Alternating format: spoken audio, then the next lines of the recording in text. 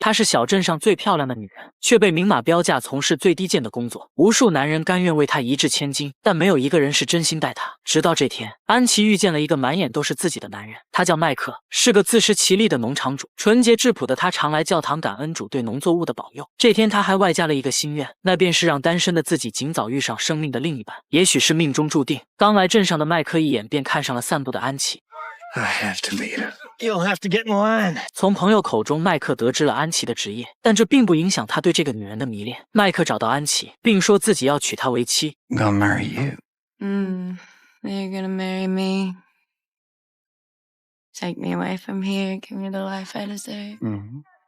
这已经是安琪收到的第108次求婚，她压根不相信这群男人的鬼话。安琪毫不留情地把麦克赶了出去，可为了让安琪答应自己，麦克一次又一次地来到这里。I do hate to see you just waste your time on gold dust, just chatting. Let me get you out of this place. Marry me. 这天麦克要回农场了，他亲吻安琪表达了告别，但在关键时刻还是控制住了自己。Hey, stop. We can't do this. You're a damn fool. I feel nothing for you. Absolutely nothing. You're a dirt farmer. 身为农夫的麦克感觉受到了侮辱，他失落地离去。看着麦克离去的背影，安琪内心有了一丝触动，但人生中的那段至暗经历依旧在他脑海挥之不去。安琪不愿相信世间会有所谓的爱情。15年前，年幼的安琪本是有钱人家的私生女，但因为母亲年老失宠，父亲便把母女俩赶出了家门。没经济来源的母亲很快因病去世，无人照料的小安琪被人贩子一番打扮，卖给了一名有独特癖好的公爵。从此，安琪便过上了非人的日子，还逐渐沦为公爵赚钱的工具。成年后的安琪结识了一名男子，两人来到房间。事后男人才知安琪正是自己的女儿，愧疚心让他选择了自尽。安琪趁机连夜逃走，但半路却又被抢走了钱财。一个老女人在路上救下了她，并把她带回了被男人称为天堂的地方。但这却是安琪又一个噩梦的开始。在这里，如果不听服从，她就会被按在水里折磨至半死不活。扇巴掌也早已是家常便饭。安琪终于受不了这种生活了，她决定离开这里。刚找到老女人想拿回工资，却被恶言威胁，还被她的手下暴打了一顿。此时的麦克仿佛有了心灵感应，他连夜赶来找到安琪，却发现女人躺在床上奄奄一息。麦克没有丝毫犹豫，他拿出所有的积蓄赎下了安琪，并再次问出了那个问题。 Will you marry me? Sure. 麦克把安琪带回了家中，还给安琪戴上了妈妈留给她的戒指。但养好伤的安琪却一心想着逃走，她趁麦克去农场干活的时候离开了这里。麦克回到家看到了安琪留下来的那枚戒指，于是他便马不停蹄地追了上去。 You don't own me! 面对逃走的安琪，男人并未发怒，而是从马背上拿出水和衣服交给她。原来麦克并不是来把安琪带回去的，而是希望她能够重新选择。 That way's paradise. 19 more miles. That way is home. 1 mile downhill. Fire, food, and your husband. Your choice. 晚上，安琪主动回到麦克家中，麦克给她端上食物，还亲手为她洗脚。安琪怔住了，她这辈子接触过无数个男人，这还是第一次有男人给她洗脚。往后的日子，两人交往日渐亲密，他们一起在鸡窝里掏鸡蛋，一起除草、钓鱼。麦克教会安琪很多本领，也带给她从未有过的快乐。这晚，安琪想要报答麦克，但却又被他以还不是时候为由拒绝了。I don't understand you. I don't understand you either.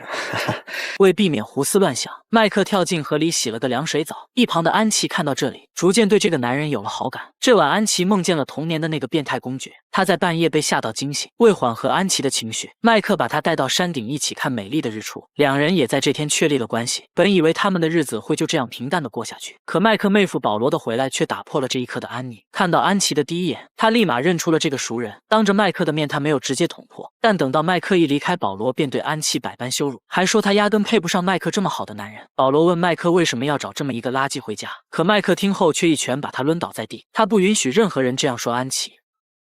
Sorry, come on. 麦克抱着安琪安慰她不要在意保罗的话，并开始幻想和安琪未来一起要个孩子。可就是因为这句话，安琪愣住了。因为在许多年前，安琪怀上了那个变态公爵的孩子。可公爵为了能够继续利用安琪赚钱，他不仅派人打掉了孩子，还利用特殊工具致使安琪永远不能怀孕。晚上，安琪想着孩子的事，又想起白天保罗对自己说过的话，他留下了麦克送的戒指，选择了离开。半路，安琪正好遇上保罗去往城里的马车，但人性的丑陋也往往在这时候展现了出来。短短20英里的路程，保罗就让安琪付出了沉重的代价。快要进城时，保罗为了不让别人看到他和安琪在一起，他在半路把安琪赶了下去。可安琪却说 You know, I never pretended to be anything but what I am. But you took Michael's money, you took his wagon, his horse, and then you took his wife. Call yourself his brother.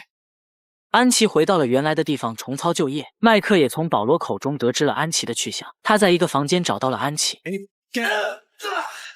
Do you want to stay here? Come on.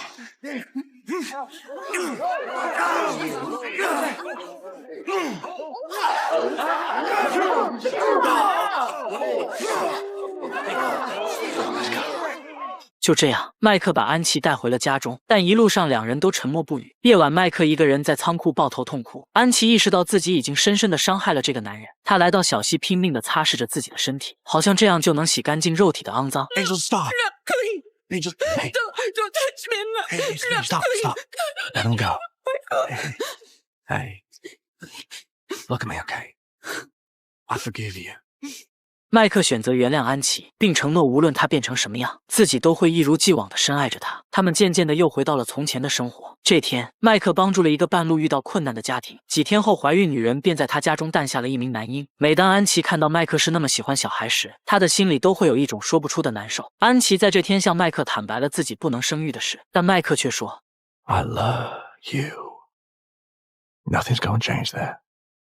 麦克越是这样对自己，安琪就越是觉得对不起他。他渐渐发现他们帮助那家人的大女儿是个不错的女孩，于是安琪在这天留下信和戒指给女孩后便离开了。他希望女孩能代替自己的位置和麦克在一起，可麦克的心里只有安琪。安琪走后，他逐渐变得郁郁寡欢，但麦克却不像上次去把她找回来，因为他认为这是安琪自己的选择。 It has to be your choice. 安琪在城里找了一份厨师的工作，饭店也因为他的到来变得异常火爆。可不久后，住在附近的公爵手下发现了安琪，他派人一把火烧了饭店，还把安琪劫回了酒店。刚进房间，安琪就看见了一个小女孩，这让他想起了童年的自己。 How old is she? 8. 听着隔壁房间的惨叫，安琪近乎崩溃。她被梳妆打扮送上了舞台。上台前，安琪仿佛听到了母亲的声音。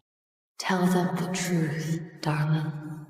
安琪走上台，她向众人揭示了公爵的丑行。Duke fancies little girls. What? He has 2 locked away upstairs right now. I was 8 years old when he bought me. I escaped when I was 17, but he found me and he forced me here. Lies. All lies. 公爵把安琪拉回了房间，刚拔出刀，却被一名黑人探长按倒在地。安琪逃跑时不忘救下2名被困的小女孩。 There are little girls in here.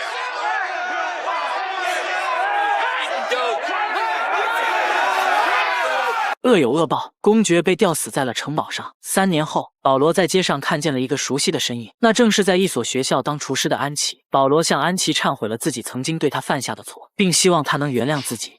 I forgave you a long time ago, Paul. How could I not? With all the forgiveness that I've been given. 得知安琪是因为不能生育离开的麦克，保罗劝他快点回去，因为这些年来麦克一直没有结婚，他还在等着安琪。夕阳下，劳作了一天的麦克用余光发现了远处有个女人，回头一看，那人正是安琪。 I came here to tell you that I love you. And I am so sorry. I am so sorry for all the pain that I've caused you, Michael. 这一刻，相爱的2人终于摒弃了世俗的一切，走到了一起。麦克再次给安琪戴上了那枚戒指。1年后，2人带着邻居的孩子一起钓鱼，而这时安琪也怀有了身孕。是人都会犯错，学会原谅爱的人犯下的过错，是对美好生活最端正的态度。